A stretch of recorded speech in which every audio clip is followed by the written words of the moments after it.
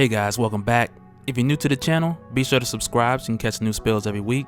And don't forget to hit that bell up top so we can squad up in the comments for the first hour. Alright, so continuing from our previous video where we first found out that Wonder Woman actually had a twin brother named Jason, and as usual I have the annotations pop up with links to the video if you need to go back and see that. But along with that revelation, in Wonder Woman's self-titled series in DC Rebirth, there are a number of significant events taking place. And one of the most notable, or perhaps even the most significant, is the restoration of Darkseid. And this restoration process for Darkseid is something that's been going on for a little while now. And for all you guys that squad with me on all these spills, or if you read Darkseid War, or you've been reading Dark Knight's Metal, and also Wonder Woman from DC Rebirth, then you're already familiar with this process having been started around the time that Batman disappeared into the Dark Multiverse. But just as a quick refresher and to catch a few of you up that may not be aware, like right before Batman disappeared and he was tricked into finally being exposed to the last metal, Batmanium, like just before this happens we see him with the Darkseid baby. And this is one of the things that I really appreciate with Scott Snyder's creativity, because since Darkseid War happened and Darkseid ended up being a baby in the aftermath, Scott Snyder was really the first person to ever pick that up and do something with it.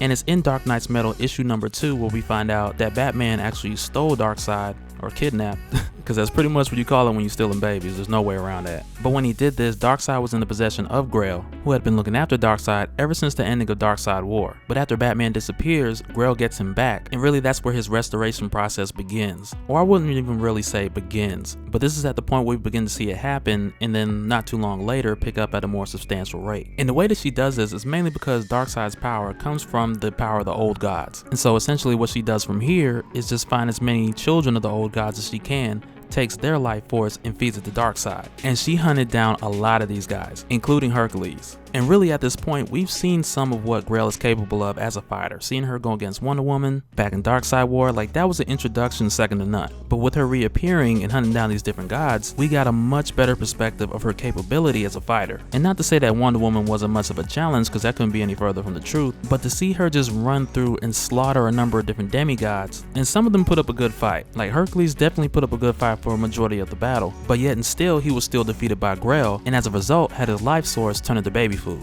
And I could just imagine like one of these little mother boxes being like an actual little can of baby food, or like one of those little glass bottles but with Darkseid's little baby face on the side. But anyway, but even still, while this is taking place, we come to find out that all of this is tied together, because when Hercules dies, with him being the son of Zeus, and in DC Rebirth, Wonder Woman is born of a natural birth, which really made him her half brother. And because of this, he leaves her to inherit pretty much everything that he owns. And when the attorney is passing on his estate to Diana, this is when she gets a secret note and she finds out she has a twin brother. And for Diana, this is life-changing news, especially after losing a brother. But finding out that she has a full-blood twin brother, not only after the fact of losing Hercules, but losing a number of half-brothers and sisters through the process of Grail hunting them down and feeding their life source to Darkseid. But she finds out and she rushes out to see him where he is, but it turns out to be a trap. And the thing is, Grail got to her brother Jason first, and Grail really took advantage of Jason mainly because he was hidden in Greece from his mother. He had never met his true father Zeus, and over the years he knew who Wonder Woman was, but he felt a form of resentment because when everything was said and done, he was still alone. But Wonder Woman lets him know like, hey, if you really wanted to talk to me, you could have reached out and you could have found me easily. And it really raises the question with Jason, like, to what point were you being hidden for your protection because you were a child of Zeus, and Zeus having many enemies who could seek you out? From what point did it go from that to you just hiding by a choice of your own? And Grail's like, hey, that's enough. And Grail knows that Jason's in a conflict right now, so she's constantly trying to shut Wonder Woman up so she doesn't sway Jason away from the influence that Grail has put on him. And keep in mind here that Jason is not an evil person or an evil guy, because initially when he agreed with Grail to help her out, he thought that all of these descendants of Zeus would just be drained to a weakened state, and he never intended for anybody to get killed. For him, he was just in a place of anger and he wanted to get even with Wonder Woman, and Grail played him so hard for that fact. And just to put this out there, like, I don't totally blame Jason all the way, and I don't say that to justify the means of any of his actions, but keep it 100, Grail is hot. Like, I don't care what nobody say. And if you think about it, Jason grows up with these great abilities, and sure, growing up a few times he was visited by Hercules in order to train him how to fight, but that was at a younger age, and for the most part of his adult life, he never really knew anybody who was similar to him, let alone also Amazonian. And in his adult life, being alone and in this place of pain from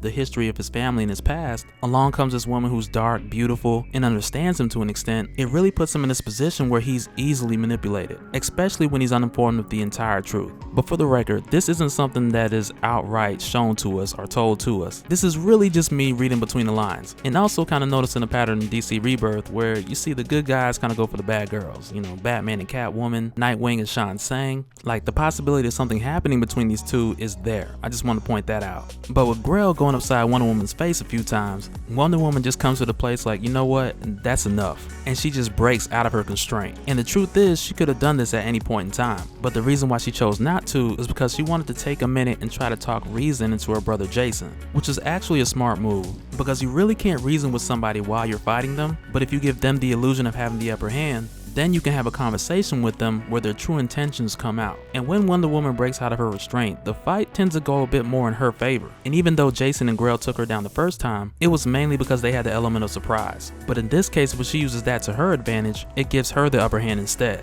But while she's fighting Grail and she's facing Grail, she gets hit in the back with Omega beams. And now you knew it wasn't but a matter of time before this happened. And it really wasn't a surprise of who did it, more so than the timing that he did it. Because without a shadow of a doubt, this was Darkseid. And so keep in mind, at the point of this encounter, Wonder Woman hasn't seen Darkseid since Metal issue number 2. And this throws her off quite a bit because last time she saw him, he was just a baby. But now at this point when she sees him again, he's grown to the appearance of an 18-year-old young adult. And it has been nowhere near 18 years since he's seen him. So this really throws her for a loop. And not even to say that Darkseid should age like a regular person, because there's really nobody exactly like Darkseid to really gauge that off of. Because even at the true age of 18, Darkseid wasn't like Darkseid. But since the changes that came with New 52 that gave him his new origin, that really set up the whole concept of him having to absorb the power of the old gods in order to become the Darkseid in his full power that we're all more familiar with. And there's been controversy between the fans between his old origin and the New 52 origin, and I know that some people don't like the change that came with the New 52,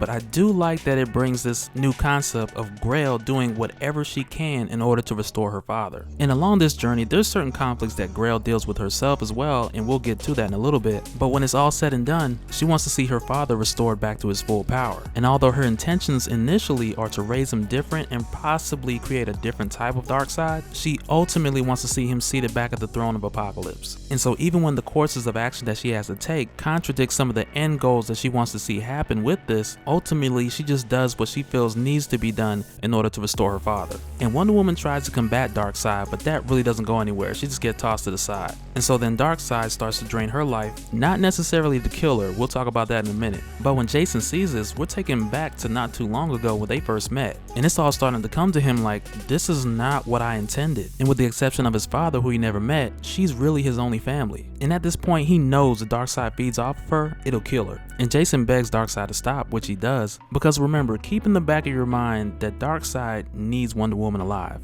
And so rather than killing her, he just draws some of her power, mainly because he has a series of other plans that are working into play. And when he does this, it ages Wonder Woman because her life force has been drained to an extent. But when this happens, all of a sudden we see Wonder Woman's attorney pop up. And no, it's not to press charges on Darkseid, but it's funny that he pops up because we've been seeing him for a while in the Wonder Woman series in DC Rebirth. But when he shows up here, like, number one, it's strange that he's even here. But when he arrives, we find out that he is not who he says he's been this entire time. But as it turns out, this entire time, like this whole time that we've been seeing him, it was Zeus, like the whole time. And I mean, like from the very beginning, even when Trevor got in his face, like Trevor had no clue who he was dealing with, and he really could have got crushed like a grape. But this is one of the craziest revelations because it makes you go back and read Wonder Woman a little bit differently. Because initially Mr. Hopper, that's the attorney's name, he would have these conversations with Diana, and he would notice little things about her not mentioning that Hercules was her brother for a while, and he took notice to her being saddened by his death because, like we mentioned before, she never actually met Hercules. She never got the chance to, mainly because he went into a hiding under a different name, and he kind of turned his life around to the point to where he wanted to be alone and live kind of at a slower pace. But jumping back to Darkseid and Zeus,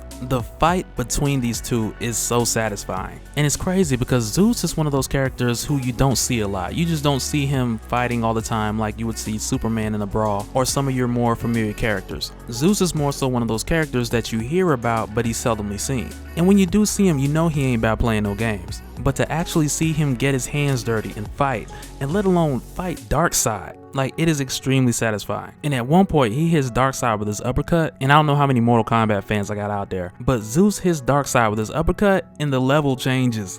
And NetherRealm even does it now with the Injustice games, where you can knock him into a whole nother scenery. And that's what happens to Darkseid here. Like, he gets, like, I'm still trying to wrap my head around this. He gets hit so far that when he gets up, the person who hit him isn't even in field of view. Like, they're not even, you can't even see them. And like, the scale of distance is like Amazon Prime 2-day shipping. Like, he is far. And really, it's almost like the only way he can tell what direction he was knocked from is by looking at the trail of trees he knocked down on his landing. But as they continue to fight, we find out here what Darkseid's plan was to this extent. And we find out that the reason why he wanted to keep her alive, it was because he was using her as bait to lure out Zeus. And the thing is here, he really figured out what most already knew. And that being, out of all of Zeus's children, Diana was clearly one of his favorites. And he played on that favoritism in order to lure out Zeus, because he knew with Grail killing so many other of his children, that if Darkseid went for Diana, that Zeus wouldn't let it happen. And so at the initial point in the fight where Zeus was weakening Darkseid, Diana got her strength back. And she goes to help Zeus, but then Grail grabs her. But then Jason grabs Grail to free up Diana, and she flies in to his aid. But Darkseid already played this out, because when he sees this happen, he just jumps out through a boom tube. And he does this because he knows trying to fight Zeus and Diana at the same time is going to be trouble. So what he does here is he jumps through a boom tube and he goes somewhere like the Philippines, but really just looking for a well-populated area, so that when he fights Zeus, Diana will be distracted and she tries to save the civilians. And this works, but by the time that she realizes it, Darkseid has already started the process of draining the life force from Zeus. And this is exactly what he wanted, because the energy from Zeus's offspring will only give Darkseid like a few years at a time. And so instead of taking however many months and what could have been even a couple years of such a slow process, he figured just why not lure out the big fish and be done with it all in one time. And although it is sad to see Zeus go, by Darkseid doing it this way, it also spared the life of Wonder Woman and her brother Jason. But after feeding on Zeus, Darkseid is fully restored. Yes, you guys, as of right now, we have a fully restored Darkseid in DC Rebirth. But that'll do it for this one, guys. If you learned something new, smash that like button. And if you're new to the channel, be sure to subscribe so you can catch the new spills every week. But real quick, just out of curiosity, and let me know down in the comments, like, Darkseid versus Zeus, like, without Darkseid's new origin and taking the life force of the old gods, let me know who you think would have won this fight if Darkseid wasn't a being who could literally feed off of their power. Because Zeus was getting his licks in, I'm just saying. But aside from that, with Darkseid being restored now, like, he even said himself, he's still not sure of the limits of his own power. And as soon as this happens, he's met by the Justice League, with the exception of Batman and Hal Jordan Green Lantern. But when they show up, he leaves with Grail because he doesn't really know how to pan out. But last thing I want to say, and then I'm wrapping up for real. But I really believe with this happening now, with Darkseid being restored at this point, I believe that in a way that this is a setup for the return of Shazam. And I say that mainly because the change with DC Rebirth, which really started back in Darkseid War New 52. And because Darkseid died, this caused a ripple effect killing the gods within Shazam, which were later replaced with the new gods. And it's crazy, we'll talk about that in another video. Because when he comes back, it is going to be epic. But for real, you guys, that's it for this one. Be sure to smash that like button if you learned something new, and don't forget to squad up with me in the comments down below, because I like to stick around and get to as many of you as I can within that first hour. But I'll see you guys there, and we'll do it on the next one. Alright, later.